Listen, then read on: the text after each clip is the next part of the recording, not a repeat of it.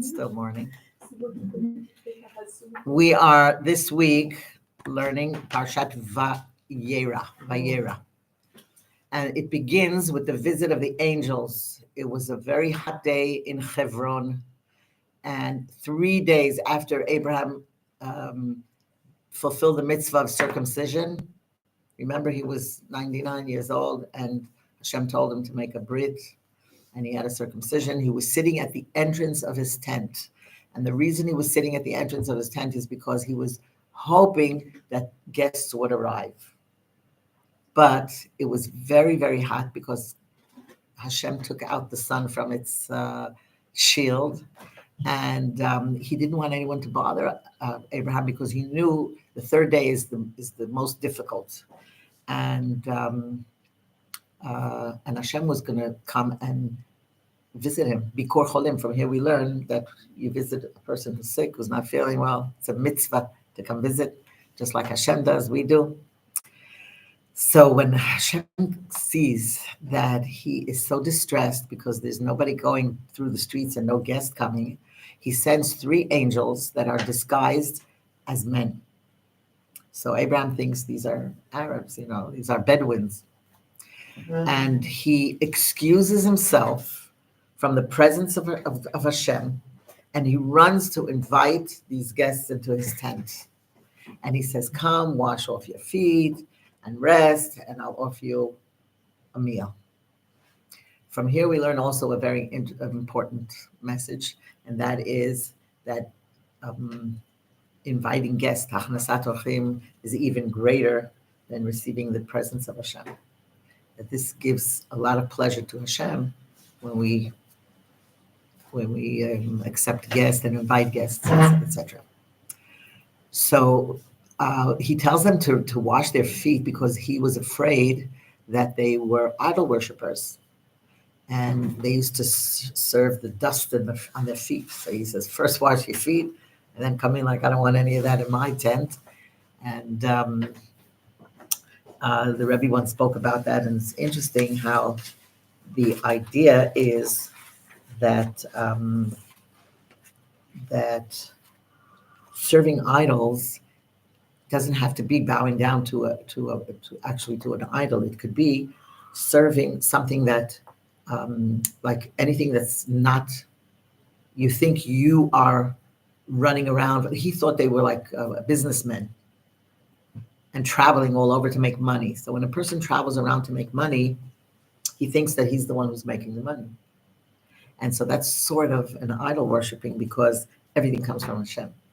So he says, wipe off this the dust from your feet, because you have to know that your whole parnasa and everything that Hashem gives you, it's all from Hashem. It has nothing to do with how hard you're going to work. It's true, you have to do your part. There was an interesting story that was told about a person who went to raise money. He went to New York and he was raising money for some institution. And he went from house to house. In the first house, they said, oh, no, we can't give now. And the other one said, we're too busy. And the one said, I have too many obligations. And another one screamed at him. He came home without anything, no money.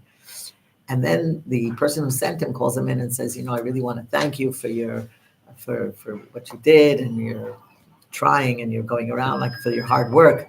And he says, like, why are you thanking me? I didn't even raise a penny. He says, oh, that's okay. He says, Hashem is the one who gives. You have to do your share. Today, someone came to me, gave me 25,000, whatever, shekalim or euro. So you see, because you tried, Hashem gave the money. Otherwise, if we wouldn't do our share and we wouldn't try, then maybe Hashem, he gives according to our hishtadlut, according to how much we put into it. But you have to realize that it's not you who are getting the money. It's Hashem who's giving it. There was an interesting story of somebody who went, actually a schnorrer. He went to raise money, and he made an appointment with a very, very rich man at a certain time, and he said, don't be late. This was like at 2:30 in the afternoon. He told him to come. And he ordered this driver to come pick him up, and his driver shows up at 3:30, and he says, oh my gosh, what am I going to do now? Like, what? You ruined it all. So he's not going to let me in. I want, who knows? So anyway, they tried, and of course, he was busy. And so he waited and he waited and he waited till he finally got in. It was like really late. But when he got in, there was another schnorrer there.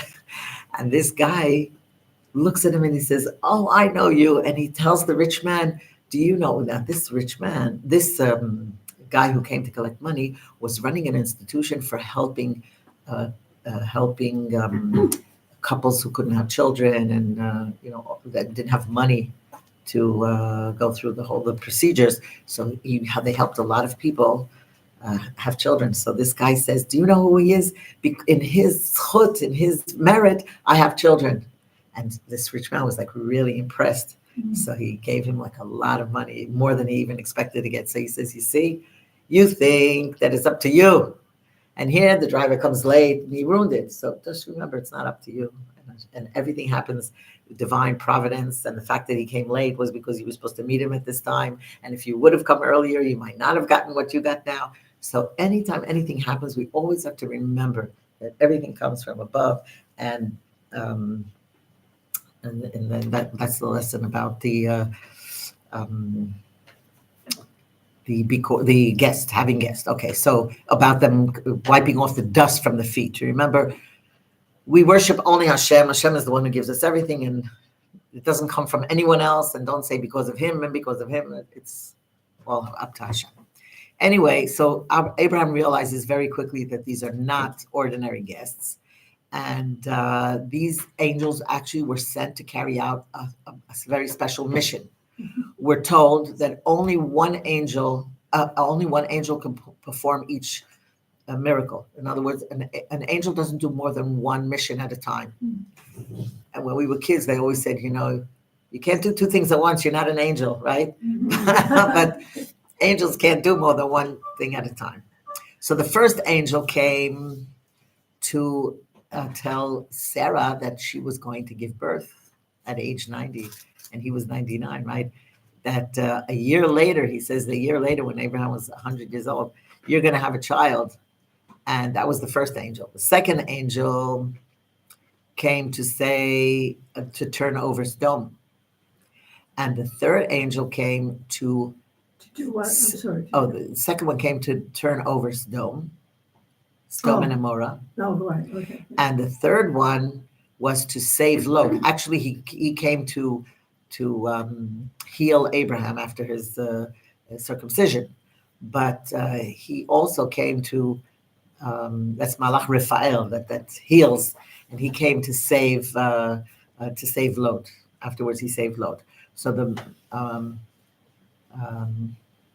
Wait, did he save Lot or did he heal Abraham? He healed Abraham. Healing and saving is basically the same idea. So that's Malach Raphael. I was saying the same thing, but No. I wasn't going to quibble. One was to turn over Sodom, and one was to tell Sarah that she was going to have a child. Saving Lot and healing Abraham. That's one thing or two things? It's two different things. Oh no, saving Lot and healing Abraham was the same angel, But that's two things. but he didn't do them at the same time. Oh. But it's also the same idea. It's like healing. Okay, he did the healing, and the one of them came to tell Sarah that she was going to have a child, and the other one said that it was to turn over Sodom. Okay, that was to turn over Sodom. Okay.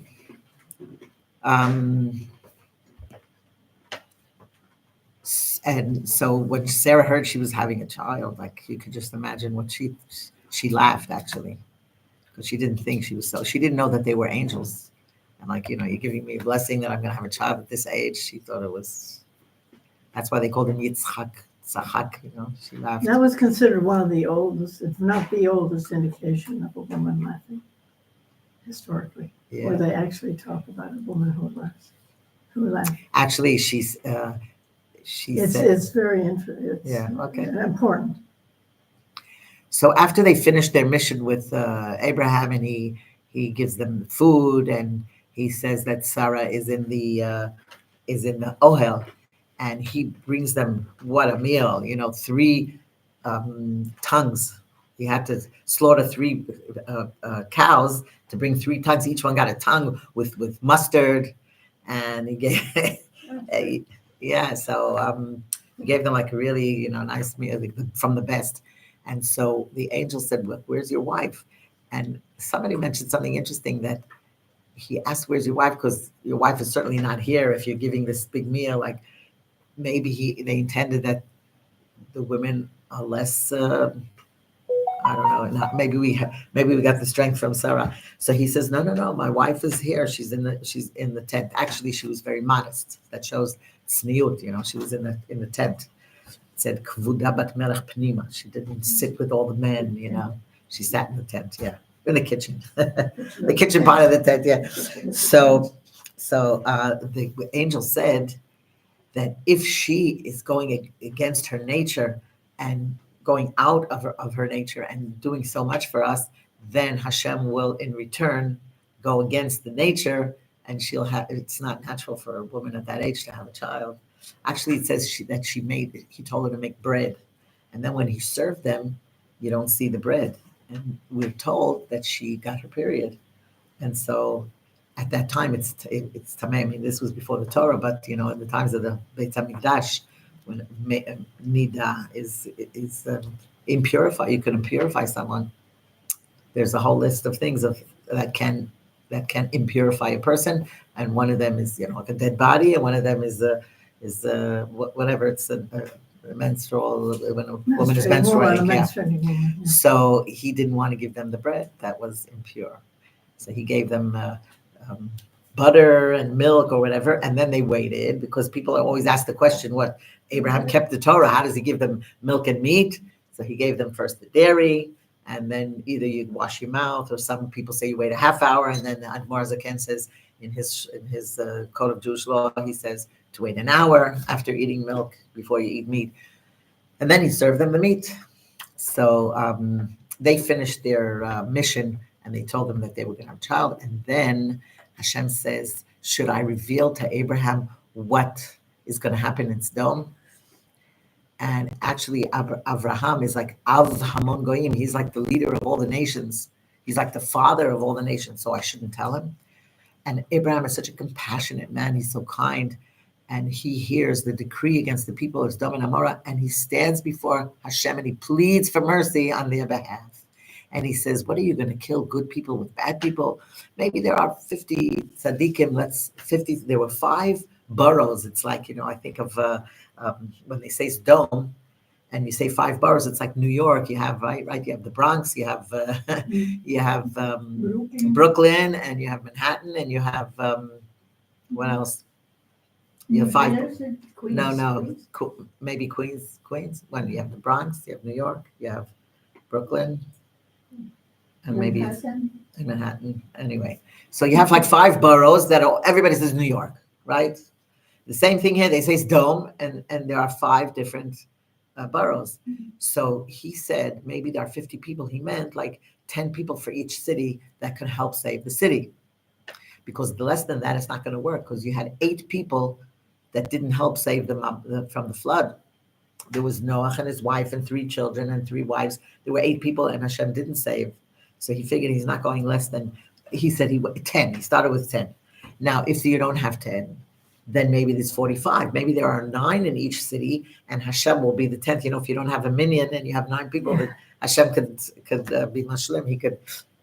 So he says maybe there will be 9, and there aren't 9. And he says maybe just say 4 cities. Maybe there's just 40 people. Maybe there's just 30 people. Maybe nothing doing. So when it becomes clear that there's no hope left, so Avram realizes that the decree is final. Actually, we're told that Moshe Rabbeinu was even greater than Abraham, because Moshe said, even those who sinned, save them. Even though they sinned, banim atem, you're Hashem's children, save your children even if they sin. So he went really out of his way even more than Abraham, because Abraham said, okay, this is the decree, and there's nothing you could do. So in the evening, the angels arrive in Sodom, and we're asked, like, how long does it take to get from Hebron to Sodom? Like, so many hours. And they waited because they were angels of mercy, and they were hoping that maybe Abraham would make way with God and they wouldn't have to do what they did. So they realized there's no choice, and they come to to Sdom. And who do they meet? They meet Lot. Lot that day was chosen as a leader, as a judge of the city, and he's sitting at the gates of the city. And he learned one thing he learned from Abraham is to accept guests, even though the people of Sdom were terrible as far as guests were concerned. They uh, they were very cruel. If they only allow like the only rich people, like you had to sign up. You can't just anyone come into the city. And they put the many stories told about how they would put somebody on a bed, and if he was longer than the bed, they'd cut his feet, and if he was too short, they'd pull his legs apart, and all kinds of crazy things. But you're not allowed to take any guests in on your own. So Lot knew that he was putting himself in danger. There's also the story about this girl, the Na'ara, that she had some mercy on this pauper, and every day she'd go to collect to shut the water from the well. So she would bring food in her whatever she had, like a vessel, and she would bring food for this person. And they said, "How's this pauper still living?" And they figured it out. They followed her, and they found out that she was giving him food. And they rubbed her body in honey and put her on the roof, and all the bees, whatever, she was killed. And that's what it says, Zaka reached the heavens. It was like, that's it, I have to turn them upside down and get rid of them. And Lot puts himself in danger, and he invites the guests into his house, and he tells them, don't go the proper way, go around. And the people find out, and the news spreads around the city, and it's an uproar, and everybody is, what? Hospitality in Sdom cannot be. So there's a large crowd gathering around Lot's house, and they say, give us your guests. And of course, they wanted to mistreat them. I think there was a lot of homosexuality in that place. So they said, give us these men. And Lot says, you know what? I have 2 daughters that aren't married. I'll give you my daughters. Just don't touch the guests. And he tries to appease them. But the angels don't accept, and they try to force. So what happened? They forced their way in. So the angels came and pulled Lot back into the house, closed the door, and Hashem made a miracle, and they all were turned blind. They couldn't see. And so they tried opening the door, but they couldn't find the door. So that's how they were saved. That's how Lot was saved. But the angels say, pack a few things, and we are running away because the city is on the verge of destruction. That's it. So the son-in-laws, he has 2 son-in-laws, Lot, and he said, they said, ask, if you have your family, you could save your family. And the son-in-laws laughed at him, and they said, that's nonsense. It can't be. When you're living so in a certain way, you can't believe that tomorrow something is going to change so drastically. But the angels are telling Lot, you cannot delay. And they urge him, they push him, and it says that Lot wanted to save his money. And they said, leave the money, just you better come quickly because soon, you'll be destroyed with the city. So the angels, they take Lot and his wife, and they say, one thing, do not turn back, because you're not so great, you don't deserve to see Sodom being destroyed. Because you are saved because of your connection to Abraham. But on your own, he was the one who chose to live amongst these wicked people. So he's no big, tzaddik. And so do not look back. And so as they're running away, Lot says, there's one of the 5 boroughs over here was called Tzoar. And we're told that it was the youngest one of the cities. It was the newest one. It was relatively new. And they didn't reach the fullness of sin, it didn't overflow yet because they were still young. They didn't have time.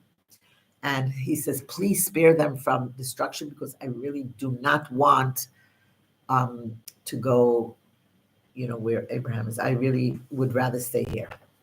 So Hashem says, okay, he's going to save Mitzar. But at the end, Lot was so afraid when he saw what was going on in what? Lot, no. The people of the city were struck with blindness. Lot not, just the people that were outside that were trying to kill him. So it says it early in the morning, the break of dawn, and God rains down fire and brimstone from heavens, and he turns over Sodom and Gomorrah, are turned upside down. Lot's wife, but didn't stand by this. Um, uh, she couldn't. She was too curious, and she turned around, and she became a pillar of salt.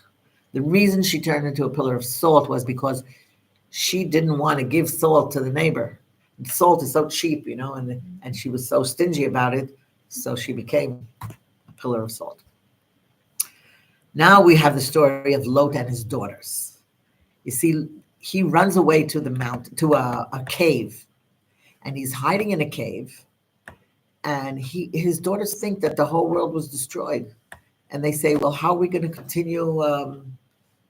How's the world going to continue? We have to have children, and there's no men around, so let's use our father." So what they did was,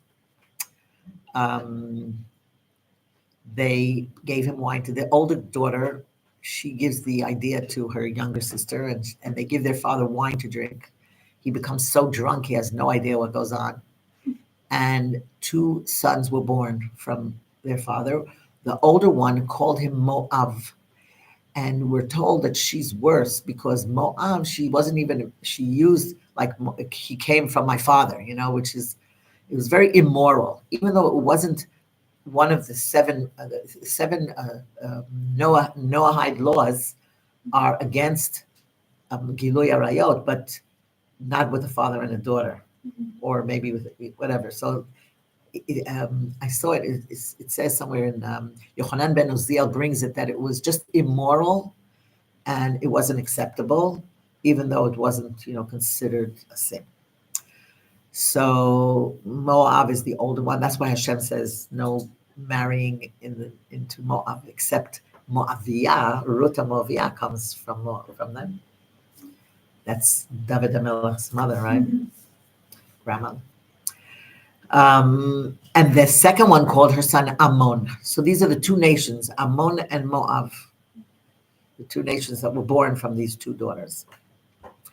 Now comes the next story. So after the destruction of Sodom, the whole area is affected, and nobody's traveling through Hebron anymore. So Avram decides it's time to move. So he moves to Gerar, to the city called Gerar, and it's under the rule of Avimelech. There's a king Avimelech. Now, remember when he went to Egypt and he told Sarah, "Please say that you're my sister, so that I won't be endangered." He tells her again that the Plishtim, are going to take Sarah, and they're going to bring her to Avimelech. So please say that you're my sister. Avimelech is the king of Plishtim. Yeah. So the Philistines. And so Hashem comes to him in a dream, and he warns him, if you touch her, you're finished. You better give her back to her husband. So Avimelech gets up very nervous, and he comes to Abraham and he says, "Why didn't you tell me that she's your wife?" And Abraham says, "First of all, I didn't really lie because Sarah is his niece. But in other words, a niece, it could be like Terach is her grandfather, and a grandfather could be like a father. So in other words, we have the same father, so they could be considered sisters. They're like, okay. So then, and that's one reason. And then he says that I knew that, you would kill me. Anyway, Avimelech returns Sarah, and he gives him a lot of wealth, and he helps him to, he tells him to stay with us, live with us. In comparison to Pharaoh, remember we said Pharaoh said, "Get out." We know that the people, I don't trust the people here in Egypt. But here Avimelech says, "Stay." And they were all affected with some infertility. Like they said, they were stuck, like all the holes were stuffed up, and they couldn't give birth. So he asked Abraham to pray for them, and Abraham prayed for them. And as a result, his wife became pregnant. In other words, remember, she had a blessing from the angel, and a year later she had a child at the same day. But we are told when you need something, help someone else. If you help someone else with what you need, Hashem helps you. Just like we saw, we see it many times. But do for someone else. That's why they always tell the brides, pray for your friends, and then Hashem will help you. That's why they come to the chuppah with all the names, It says, any blessing, you shouldn't knock anyone who blesses, because the blessings could come true, but especially at certain times, et ratzon. So then a year later, she has a child, and Abraham is now 100 years old, and he names his son Yitzchak. Okay, we said like because she laughed. Yitzchak. And he is 2 years old. And Abraham makes a feast of Hodayah. He wants to thank Hashem. So the two sons are growing up in the same house. Remember, he had a son Yishmael from Hagar. And Sarah's son is Yitzchak. So Yitzchak and Yishmael, even though he was much older, but Sarah was very displeased with the closeness between them, because Ishmael was a very, very negative influence on him. She didn't like the influence that Ishmael had on her son. So she says, I don't want my son growing up with Ishmael. And she says, do me a favor and send him away. So to Avraham it was very difficult, because it's actually his son, right? It's not Sarah's son. And Hashem says to him, in Hebrew, I'll say it first, Kol asher tomar elecha Sarah shma b'kola. Whatever your wife says, listen to her. See, she knows. We take that, we live with that, right? The women know. They have this intuition, especially when it comes to educating the children. So he reassures Abraham that Yitzchak will carry on his legacy, and he promises also a future for Ishmael. Don't worry. So Hagar and her son Ishmael are kicked out of the house, and they wander in the desert, and their water runs out, and Hagar is in despair because her son, is with fever and he's sick, and she puts him under a bush, and she sits she withdraws, she sits, and she's watching her son suffer, and she's thinking that he's going to die over here. But then an angel comes along, and he guides her to a well where she can take out water, and she brings water to her son, and he promises her that Ishmael will grow into a big nation. So it's time. You want to drink? Maybe you want to drink something? It's okay with me. Neshama is listening anyway. Yeah, right. Under my breath. So the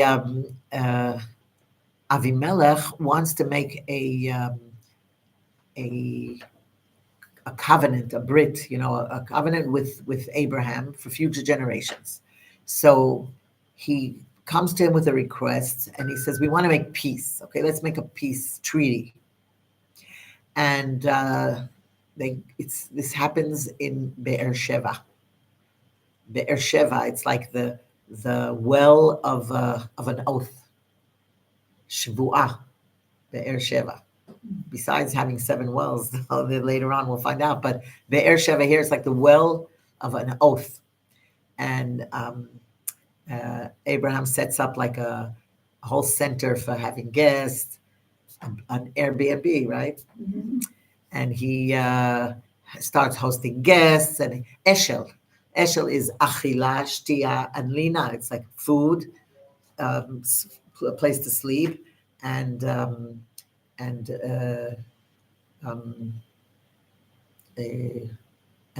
also it says livui, like when you escort your guests. Also, that's something we learned from him too, that you should always escort your guests out. So, and he is the one who's spreading God's greatness to all, because everyone who comes and they eat, like we said, he says, you have to thank Hashem for the food. The food comes from Hashem, and they say, who's Hashem? And if they don't want to, then he says, pay. Then you're gonna have to pay a lot of money. And they say, okay, so we'll thank Hashem. And he arouses the name of Hashem amongst all these people that never really thought about it before. So Abraham goes through he had not 9 nisyonot. We say there he went through 10 trials, right? So far we have 9. Now comes the 10th, the final challenge, and this is the last of the tests. And Hashem wants to prove that, or he wants to, let's say, strengthen the connection between Abraham and Hashem, and it'll teach the generations after him. And this is what we inherited from him, and to increase the merits that would stand for us eternally, because we say in the merit of the Akedah, of him sacrificing his son Yitzchak, we gain on it, right? So this is a merit for the Jewish nation. So Hashem wanted to increase the merits that would stand for us in future generations. So he tells Abraham, take Yitzchak, go up to Mount Moriah, which is where the Beis HaMikdash eventually was built, and offer him as a sacrifice. Now, this is a very, very difficult thing. That's a very difficult task, especially Abraham, who was known as somebody who's chesed, he's merciful. And he doesn't waste a minute. He doesn't hesitate. And he does it promptly. It says, Bizrizut. He rises early. Vayashkem Avram baboker. He gets up really early. First of all, we learn that we should get up early. A person should get up early in the morning, but not just to look at his phone and to see how many messages he got, but to wake up early, just to see the niflaot of Abore, but to pray, to say your brachot, to start your day. This is the way we start our day. Modeh ani, Hashem give you back your soul. Some people wake up in the morning to do other things. So, if you're going to wake up early, do the right thing. So he saddles his donkey by himself. He doesn't even wait for anybody. And he takes his servant Eliezer, his faithful servant. And remember that Isaac is 37 years old. He's a big boy. And he can walk, and he knows what he's doing, and he's agreeing to go. His sacrifice is just as much as his father, because he could say, no, I don't want, So he takes Yishmael and Yitzchak, and they begin their journey to Mount Moriah. It takes them 3 days, and Abraham sees from afar, he sees the designated place, because there's like a halo, I guess, above it, and he recognizes this is where the Shekhinah is, and he tells the people who were with him, Eliezer and stay where you are, stay with the donkey. And he puts the wood for the offering on the shoulders of his son Yitzchak, and he takes the firestone and the knife, and he continues with Yitzchak. And Yitzchak says, where's the lamb that we're offering? Are we going to make a korban, a sacrifice? And so Avram tells him that Hashem will provide. He knows what's going to happen, but he goes with faith that Hashem will decide. And if this is what Hashem wants, that's what will be. And so it says Yitzchak continues with the same unwavering faith, matching his father's, same. And at the designated place, he builds an altar, and he ties Yitzchak up to it. And the reason he ties him is, I read somewhere that it wasn't against his will. I think he said to tie him up. And he lifts the knife, and he's about to sacrifice his son. And at that moment, the angel calls out and says, stop. And it says that there were tears that fell into Isaac's eyes. That's why afterwards he became old and he couldn't see. He lost his eyesight. They said, don't touch him. Don't touch him. You passed the test. This was the test, and you passed it. So now, what does Abraham do? He looks around and he sees there's a ram nearby, stuck in the bushes. That's why we blow the shofar, and he actually sacrificed the ram instead. And Hashem gives him a promise that this great act that he did will bring blessings on him and his descendants throughout the generations. How does the parsha end? The parsha ends that Avram returns to Beersheba, and he hears that his brother Nahor, the family has grown. There's a newborn who was born to Betuel. Betuel was Nahor's son. That's his nephew. And he had a daughter named Rivka. So Rivka was born at the same time that Yitzchak was 37 years old. Yeah. And 3 years later, that's next week, we're going to have the shidduch that Eliezer is going to go and bring her as a bride for, he was 40 years old, Yitzchak, when he got married. So we know that she was 3 years old. What? I think like that. Rivka, they like Gilgul from Sarah or no?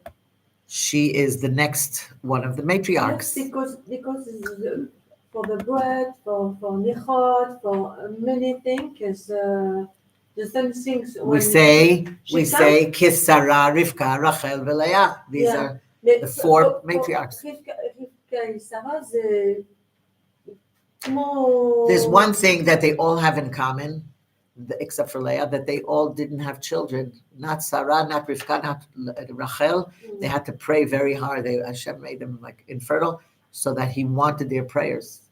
And so they prayed for it, and they got him. Yeah.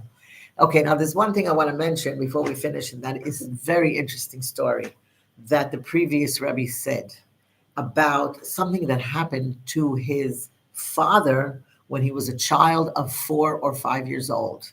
It was the Shabbat of Vayera. They would read the Shabbat where we read the Parshat Vayera, and it was his birthday. It's his father's birthday, the Rashab's birthday on Maharash's birthday on, no, it was the Rashab. The Rashab's birthday is on Chaf Cheshvan. So he, on this occasion, his mother took him to see the grandfather, Tzemach Tzedek. Tzemach Tzedek was the third Lubavitcher Rebbe. And Rivka, his mother, took him to see, to go into Yechidut, to receive a birthday blessing. When he walked into the room, he burst into tears, this little 4 or 5 year old boy. He burst into tears, and his grandfather says to him, "Why are you crying?" So he said, "I learned in Cheder," he came home from Cheder, and he said, we learned the Parsha of the week, and I learned that God revealed himself to Abraham, and he's crying because why doesn't God reveal himself why doesn't God reveal himself to me or to us? So that's amazing. Like a little boy would cry, but why doesn't Hashem reveal himself to us? So his grandfather explained that when a Jew is 99 years old and he decides that he has to circumcise himself, then he's worthy that God should reveal himself to him. This is one version of the story. The other version of this story is that they heard it from Chassidim that were present at the time, and they said that his grandfather's reply was that when a righteous Jew who's 99 years old decides that he has to circumcise himself, then he's worthy that God should reveal himself to him. So what does it mean to us? We know that everything that happens is, a Torah milashon hora'ah, it's a lesson for us. First of all, let's see the significance of this act of Abraham doing his circumcision. So when a Jew is 99 years old and it says zaken baba yamim, he's advanced in his days, and it means that each day was complete. It says zaken zeh shekana chochma, and it says that every day was filled. He was advanced in his days, but every day was a complete day, and he's still bound to circumcise himself. Means that he spiritually means, what does it mean to remove the foreskin? We have foreskin of our heart. We have the foreskin of, it says, umal et orlat livavchem. The orla is something that blocks between you and in other words, what it means, it's the orla would be when a person is involved in his own selfish pleasures. In other words, it conceals the true nature of the divine creation. So what does it say in Pirkei Avot? That when a man is 100, it's as if he were already dead and passed away and removed from the world. So what does it mean? At such a point in age or in spirit when the world doesn't mask the divine, he he achieved the inner meaning of circumcision. There's nothing blocking him. There's nothing that, before this, even 1 year before, it's not fulfilled. You weren't complete. This circumcision is something that brought Abraham to perfection. It's a special connection between the person who's circumcised and Hashem. It says that there were 6 commandments given to Adam, and the 7th was given to Noah, right? That's when we had the 7th Noahide law. And in addition to these new commandments, there was a new one given to Abraham, and that is circumcision. He waited that Hashem should command him to circumcise because he could have done it on his own. So think of the relevance. Think of Abraham, who until then was a person who used his brain, he used his thought, and he would go out and say, it can't be, there has to be a God who's bringing out the sun and who's bringing out the moon and who's bringing on. He came to it through his own thinking, through his own intellect. And here, to do a circumcision, it's like there's absolutely no logic to it. No way you can explain it. And this is what made him perfect. This is what made him complete. So you're not serving Hashem just because you understand it. It's way above your understanding. So it has a very deep significance. So, in other words, it says that all the commandments that the fathers kept before Matan Torah, it says it's like the aroma of fine oil. And ours is like oil poured forth. In other words, what the fathers did was compared to our own acts, like the aroma compared to its source, and like an emanation compared to its essence, he says, which means that they did it from their own strength and their own inclination. They didn't have to. And we do it because God commanded. After giving the Torah, we do it because Hashem commanded. So, and when he gave us the Torah with the opening words, I am Anochi Hashem Elokecha, I am the Lord your God. And this relation changes the world, because suddenly everything is like, Hashem says, we are connected, and it's a command. It's sort of a command. They did it as a response or something, as a feeling of closeness, but here we do it as a command. So, so what they did didn't affect the world. What the Avot did before Matan Torah didn't affect the world, because the heavens and the earth didn't come together yet. When Hashem came down on Mount Sinai, he connected the physical and the spiritual together. Before that, there was spiritual and there was physical. So they were very spiritual. It says that Abraham put on tefillin, not physical, because they didn't have that. He knew, it's like, I heard a very interesting thing, that remember when the computers first came out, so you had to do a whole bunch of codes in order to get something done. And then came along the genius, right? And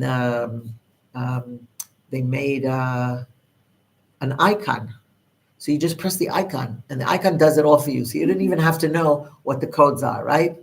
The same is true with tefillin. Today, a person takes the tefillin and he puts them on, puts on his head, and he doesn't even realize the kavanot that are going on behind it. Whereas Abraham knew the what's behind it. He put on tefillin spiritually. He did all the codes. Whereas now we just press the icon. And so first of all, we know that whatever the fathers did is a siman labanim, is a sign for the children. That the spiritual resources that we inherited from the fathers even before the Torah was given, they transmitted that to us. But because it was the mitzvah circumcision was commanded by Hashem, that made a difference. And actually it's a mitzvah that he did it on his flesh, like it's a physical thing that he did, that he cut off a piece of skin. So now we can understand that his decision to circumcise himself after 99 years of service wasn't simply to add something that would make his life complete, but it was to remedy his previous defect. Because everything he did before was so this applies to all of us. We didn't reach the stage of 100 years old yet. And so let's take a look again at the answer that he said. Now we can understand the meaning of what the Tzemach Tzedek said to his grandson. So he says like this, that the right to, it's even on the righteous man to undergo the circumcision for a righteous man, how much more so is it binding for the ordinary Jew? What does it mean for us? In other words, that anybody, first of all, we get this, the koach from Abraham, that any person can reach that level. You merit to have God revealed to you. Anybody can reach that level. There's no distinction between righteous and ordinary when you actually do the circumcision. And in the second version that we mentioned, so he that every Jew in our souls, everybody's righteous. So everybody's on a level of a tzaddik. So I just want to finish off saying that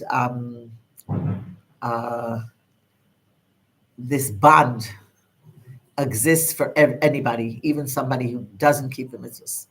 And what Abraham did reminds us that even the righteous have to renew it by removing the foreskin of the world, because our duty is to reveal God in this world. And when we do it, we first of all, we feel it. And this is what we say, Shema Yisrael, that a Jew feels that Havaya Elokim. Havaya is the spiritual part of God that's way above, and Elokim is the nature. That a Jew feels and experiences that it's godliness in the nature, Hashem Echad, and it's only one. There's nothing else but Hashem. So when we say Shema Yisrael, Hashem Elokeinu, Hashem Echad, think of what it means. It means that we not only do we hear it, but we mafnimim, we feel it, we experience it. And there's in Yiddish, speak Yiddish, there's Heron means to hear, and der Heron is like when you hear it and it becomes part of you, there's a difference. So you experience it and you feel it, and you know that you are revealing the Yud K Vav K in the nature, in the Teva, in the Elokim. Havaya hu Elokim. We say it at the end of Yom Kippur, Havaya hu Elokim. This, what we see here, nature, is really God. Everything that we see is really God, Hashem Echad, and it's all one. Hashem and His world and His everything it's all one. It's all Him, and we should remember that. Let's connect it to what we said in the beginning. That even when a person thinks he's working hard and he's going to make more money, he should know that it's all from Hashem. You do your part. Don't overdo it. Just, you put your finger and Hashem does the rest. Just put your finger. Make sure you're not overdoing it, and make sure that you're not, that on Shabbat you say, a person says, I'll make double money on Shabbat. It's not worth it, and it's not going to help. So on Rosh Hashanah, we were already designated how much money we were going to make during this year. So just remember, we just do our share, do our part, as long as it doesn't take up our learning, doesn't take up our mitzvahs, and it's and we're not serving it like an idol, and then we'll be okay. So that's the end of this week's portion. Very good. Yeah. היום יש השכלה